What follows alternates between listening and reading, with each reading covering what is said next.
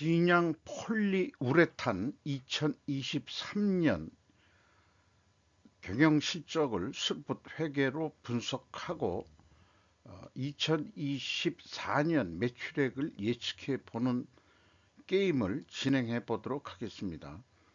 매출은 2.3% 증가했고 영업이익은 18.7%가 증가했습니다. 가공비 배부 재고자산 회전율은 20.7회전으로 상당히 높게 산출됩니다. 분석 결과 매출원가 분식회계 개연성 가정을 세우지 않을 수밖에 없습니다. 구독, 좋아요 부탁드리고 필요하시면 1.5 배속을 보시기 바랍니다. 먼저 원가회계 손익으로서 매출은 514억 원으로서 전년보다 2.3% 증가했고 참고적으로 가공비 배부 재고자산은 10.4%가 증가했습니다. 원가회계는 재고가 매출 증가액보다 더 증가하면 영업이익이 더 많게 산출이 되는 산식을 가지고 있습니다. 왜 그러냐 그러면 요 위에 나와 있는 대로 매출원가란 것은 기초재고에서 총 제조비용을 더하고 거기서 기말재고를 빼기 때문에 기말재고가 25로 늘었기 때문에 그 증가된 만큼 가공비가 배부된 금액만큼 이익이 더 증가하게 되어 있습니다.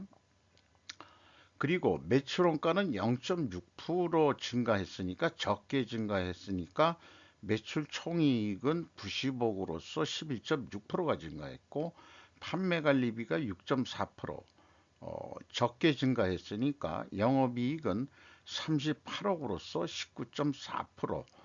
19.4%가 증가한 것으로 결산이 됐습니다. 영업이익률도 1.1% 상승한 것으로 산출이 됩니다. 스카이어의 그 콘텐츠인 이 스루풋 회계로 분석한 결과를 말씀드리면은 매출액이란 건 변동되는 건 아니고요. 매출에 비례하는 매출 재료비가 332억 원으로서 전년보다 3.5% 감소했습니다. 이 차이가 마이너스 5.9%이기 때문에 우리는 우선 그 손익계산만 보고서 원재료 가격이 하락했다라고 1차 추론을 해볼 수 있겠습니다. 스루풋 금액상으로는 15.1% 증가했고요. 스루풋율은 3.9%가 상승했습니다.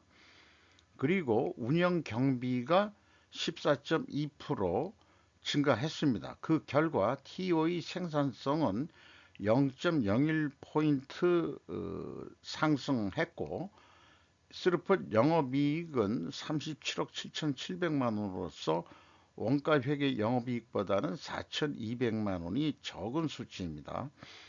원가회계 영업이익과는 큰 차이가 안 나는 것은 가공비 배부 재고자산이 크게 증가하지는 않았다는 얘기가 되겠습니다. 그래서 재고자산 명세를 보면은 상품, 제품, 제공품 합쳐서 가공비 배부 재고자산의 범주로 넣습니다. 20억 4,500만 원으로서 1억 9,300만 원밖에 증가는 안 했어요. 전체 재고는 1억 6,500만 원이 증가했습니다. 비용의 성격적 분류 내용을 MC 1번과 2번 5위 운영 경비로 디커플링을 해보면은 재고자산의 변동은 기초에서 기말을 빼는 산식입니다. 이것이 아까 재고가 증가했는데 플러스로 되어 있으면은 재고가 감소했다는 얘기를 해서 여기서부터 좀 문제가 있는 것으로 눈에 띕니다. 원재료 매입액이면은 재고자산의 변동 범위가 전체 재고자산이라는 것을 의미합니다. 그래서 AB를 더한 금액이 331억 원으로서 3.6% 감소했고요. 운영 경비는 14.2%가 증가했습니다. 문제는 A의 재고 자산의 변동액이 어떤 구조로 산출된 금액이냐는 것입니다. 원재료 매입액이면 재고 자산의 변동 범위는 전체 재고 자산이라는 것을 다시 한번 말씀드리고요. 그래서 1번과 2번의 합계액은 매출원가와 판매 관리비의 합과 일치를 하죠. 그래서 운영 경비에서 판매 관리비를 빼면은 그게 공장 가공비가 되겠습니다. 19.1% 금액 증가했고요. 가공 비율이 3.3% 상승했습니다. 재료 비율이 3.3% 하락했습니다. 총 제조 비용의 비에 대한 비율이죠. 그래서 여기서도 우리는 원재료 가격이 하락했다라고 1차 추론을 할 수 있겠습니다.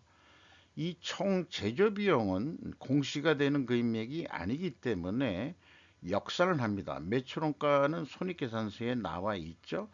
여기에서 그 기말 재고에서 기초 재고를 뺀 거, 재고가 증가했다고 한다면은 플러스로 나오겠죠. 그럼 총 제조 비용은 또 증가할 것으로 되어 있죠. 여기 매출원가보다 더 증가한 것으로 이렇게 산출이 되죠. 큰 차이는 아니지만은 여기에는 일반적으로 그 실제 매출원가 이 구성 내역들을 공시하는 기업들이 좀 종종 눈에 띄는데 타개정 대책 뭐 이런 등등이 있는데 어쨌든 이 산식은 그 모든 것을 그 수용한다, 수렴한다, 수용이 아니고 수렴된다라고 그렇게 이제 생각하고 그 분석을 해 나가고 있습니다. 큰 오차는 없습니다. 그래서 재고자산의 그 명세는 이렇게 이 흐름으로 해줘야 된다는 거 계속 말씀드리고, 어, 검증을 위해서라도 입고 금액, 출고 금액 이런 걸 좀 알아야 돼요. 네. 그리고 타개정 대책도 딴 데다가 뭐 이렇게 그 분산시켜 가지고 표현하는 때도 있긴 한데, 이런 것들도 그 재고 관리 흐름표에 다 일치시켜야 된다고 생각합니다. 그래서 재고자산 명세에 의해서는 재고가 1억 9,300만 원 증가했거든요. 근데 그거만큼 비성분 재고자산의 변동액은 마이너스 1억 9,300만 원으로 표시돼야 정상입니다. 그런데 플러스 19억 2천만 원이에요. 그 갭이 21억 1,300만 원이나 됩니다. 그래서 그 재고자산의 변동 범위가 전체이기 때문에 BWCAI 증감액, 원재료하고 뭐 미착품 같은 거죠. 이게 좀 그 증감액을 가감해 주면은 갭 2가 그 최종적으로 나오는데 20억 8,500만 원의 갭이 있습니다. 규모로 봐서는 매우 큰 금액인데 이게 매년 연속 이렇게 차이가 있다면은 분명히 뭔가 특별 원인이 있을 거예요. 어, 타개정 대책인지 뭔지 그것은 알 방법이 없습니다. G갭2의 그 금액을 추적할 단서를 도저히 찾을 수 없다는 게 문제고 분명 어떤 특별 원인이 있을 것인데 상품의 매입액이 없다는 것은 하나 거기도 좀 들어가지 않을까 이렇게 생각을 하게 됩니다. 이게 1단계에서 벌써 틀리면은 2단계, 3단계는 좀 신뢰성이 떨어지죠. PQ 총 제조 비용의 갭도 그 아까 그 1단계에서 갭과 일치를 하면 금액들입니다. 이 총 제조 비용의 갭은 PQ 총 생산 재료비의 갭과도 또 일치하는 금액이고요. 이거만큼 계속 불투명하다 이렇게 볼 수 있겠어요. 3단계 현금 흐름표 기준으로는 일반적으로 마칩니다. 회계법인들이 감사할 때는 현금 흐름 정도로만 마칠 거로 생각되고, 저같이 1단계, 2단계 슬픔 분석을 하다 보니까 비교를 하게 되는 거죠. 자연스럽게. 목적이 있어서 했다기보다는 스루프트 회계를 산출하다 보면은 그것을 비교 안 해볼 수가 없는 거죠. 운영 경비로서 인건비가 47억 3,600만 원이 집행이 됐는데 전년보다 21.7%가 증가했어요.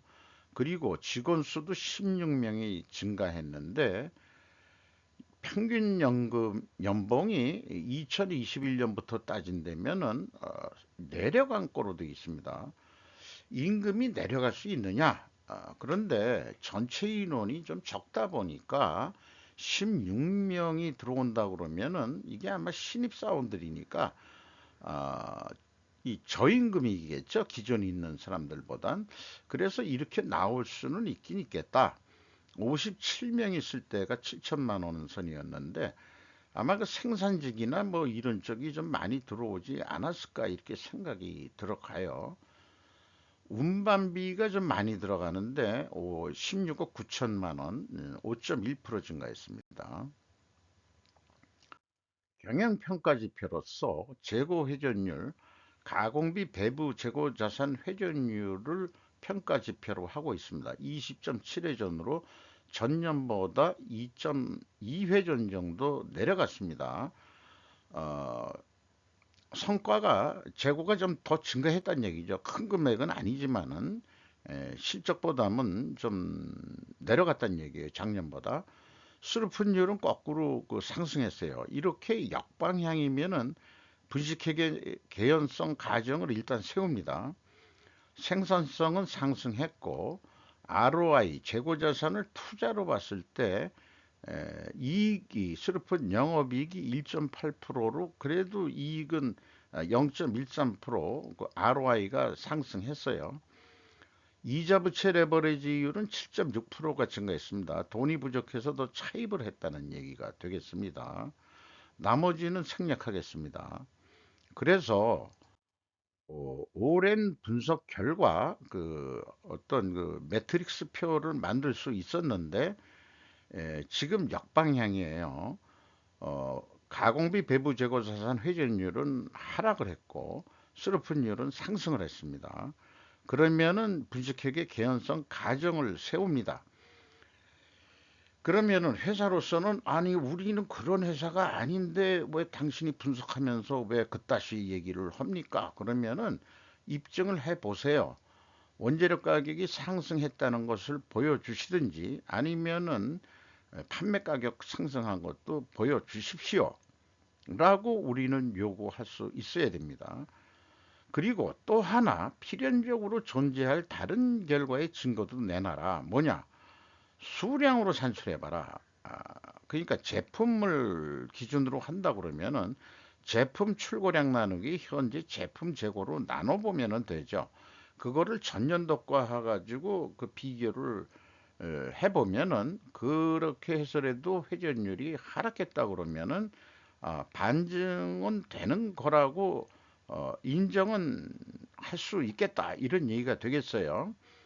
자, 그래서 원재료 가격이 상승했다라고 1단계, 2단계 있어도 그렇게 자연스럽게 내려갔다고 추론이 됐는데 에, 반증 추론은 상승한 거로 나와야 된다 이 말이죠.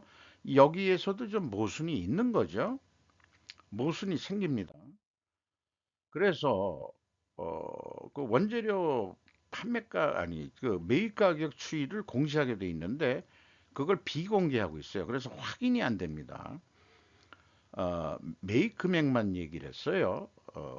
그 PPG 기초 원료라는 게 가장 많이 구매하는 금액이고 이렇게 됩니다만은 그러니까 아까 그 이 재고 흐름표에서 얘기한 대로 원재료라고 하면은 매입 금액, 출고 금액 이런 것도 다 보여줘야 된다. 이렇게 이제 제가 계속 말씀드리는 거고. 제품 가격 추이는 상승했을 거라 그러는데 0.4% 내려간 거로 돼 있어요. 반증 추론은 그래서 입증되지 않습니다. 그러면은 제가 분식 회계를 했다는 가정은 반증이 되기 전까지는 유효한 겁니다. 그렇게 생각을 하고요. 그 아까 갭이 뭔가 특별 원인이 있을 텐데 그게 뭔지를 해명해야 될 것 같아요.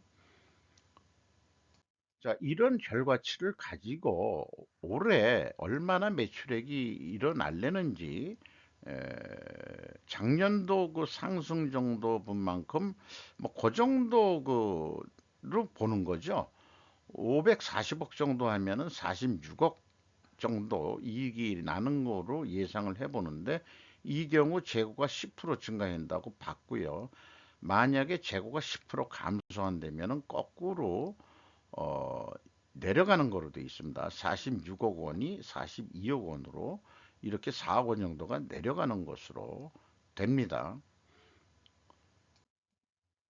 스루풋으로 보면은 535억 그래서 요렇게 하면은 21억 분이 남지가 않아요. 그래서 조금 더 우리가 작년도에도 22회전 이상은 했으니까 22회전을 성공을 시킨다면은 매출 증가 효과 실질적으로 이게 안 나더라도 여러 가지 간접적으로 재고 관리에 대한 효과성 이런 것들이 여러 군데서 나타나기 때문에 자금 회전이 빨라지는데 도움도 됐고 창고 면적도 줄일 수 있고 등등 뭐 여러 가지가 있을 수 있기 때문에 실제 매출액이 아니더라도 영업이익 효과는 32억까지 올릴 수 있다. 이렇게 이제 예측을 해보는 거죠. 그래서 스루프상으로는 그 539억 원 정도가 나오고 원가 회계 기준은 541억 원 정도로 해서 한 1억 1,800만 원 계획 세울 때도 그 스루프 회계는 적게 예측을 하게 됩니다. 그래서 이것도 오랜 그 분석 결과 통계에 의한 매트릭스 표가 형성됐는데요. 자연스럽게 재고가 증가할 경우에는 원가 회계 영업이익보다 이익이 감소하게 돼 있는 거 우리가 확인이 돼 있고요. 판매예가는 원가 회계보다 낮게 나오는 거로 되어 있습니다. 그래서 이 경우 재고가 증가할 경우에는 인플레이션 완화 효과가 있다. 저는 그렇게 주장을 합니다. 무턱대고 재고를 증가시켜서는 안 된다. 인플레를 너무 유발시킨다. 이렇게 그 얘기할 수 있겠어요. 재고를 자기네들이 증가시켜 놓고 그 부담액을 그 소비자들한테 떼냉기는 인플레이션, 판매 가격을 올린다든지 이런 식으로 해서 이익 확보를 하려는 마인드가 생긴다는 거죠. 현금 재무지표로 캐펙스 비유동자산에 50억을 투자했어요. 이런 투자 금액 때문에 그 이자 부채 레버리지율이 올라간 것 같습니다. 그 다음에 EAT 세후 현금 순이익은 65억을 돈을 벌었어요. 현금 수익률로는 15.9% 어, 나오고 그 다음에 채권자한테 36억 5,100만 원을 추가로 빌렸습니다. 이자를 제하고 그러니까 더 실질적으로는 더 빌렸을 거예요. 그래서 레버리지율은 22%로 올라갔습니다. 아주 위험한 단계는 아직 아닙니다. 주주잉여 현금 흐름은 이익 배당에 해당하는데 4.9%면은 매우 높은 이익 배당률이 될 것 같습니다. 최종적으로 4억 5,300만 원의 현금이 유출이 됐다. 이렇게 얘기할 수 있겠습니다. 주가를 보면은 5,440원으로서 925원이 상승했습니다. 이 PBR 보면은 그 170%면 1이 넘는데 1.7이라는 얘기인데 저는 그 퍼센테이지로 그냥 전에부터 그냥 뽑아 왔었어요. 장부 가격보다 시중에서 높게 평가를 받고 있다. 이런 기업은 상장 폐지 위험은 없죠.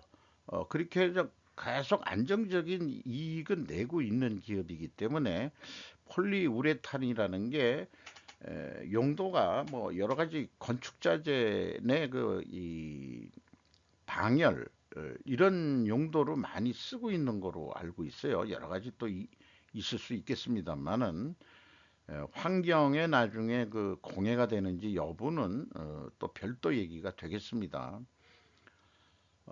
주주는 진양홀딩스가 50.5% 가지고 있는데 이 진양홀딩스가 그 위에 또 그 지배회사가 있는데 무슨 거기도 무슨 PTX인가 그 홀딩스로 또 되어 있습니다.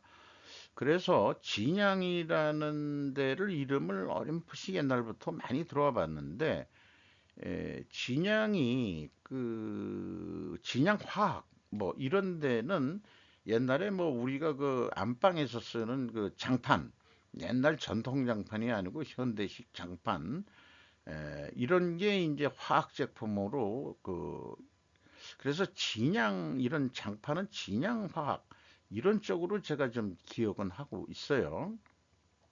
어쨌든 안정적으로 해가고 있는데 2023년 실적을 빠르게 숙제를 해서 공시를 일찍 해서 또 제 안테나에 걸려가지고 제가 분석을 해봤는데 결론은 그 아까 얘기한 대로 A 재고 자산의 변동액이 플러스로 돼 있어가지고 매출원가를 왕창 올리는데 기여를 했거든요. 그러니까 실질적으로는 돈이 더 남는 거 아니냐.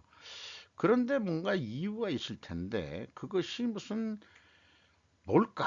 저도 항상 그런 게 고민이 안 맞으면은 이거 그런 거를 알라고 그러면은 저도 그 조직을 나온 지가 그꽤 오래돼 가지고 그 회계들이 뭘 장난질을 하는 건지 분명히 그래도 분명히 이유가 있을 거예요. 연속해서 그 3년 동안 한다는 얘기는 또 회계법인들이 감사를 하기 때문에 뭔가 이해는 하고 넘어갈 것 같지만은 밖에서 볼 때는 불식회계 가정을 세우지 않을 수 없다는 얘기죠. 뭔가 대체되는 금액이 있는지 뭐 그런 것 같은데 그 정도 금액이면은 대체돼서 어디서 넘어온 금액인가 플러스가 됐으니까 그 좀 찜찜하게 알 수가 없습니다. 스루프 회계로 가면 좀 그런 거 걱정 안 하고 진짜 투명하게 회계를 할 것 같은데 이런 화면들은 참고적으로 한번 읽어봐 주시면은 대단히 감사하겠습니다. 이상 마치도록 하겠습니다.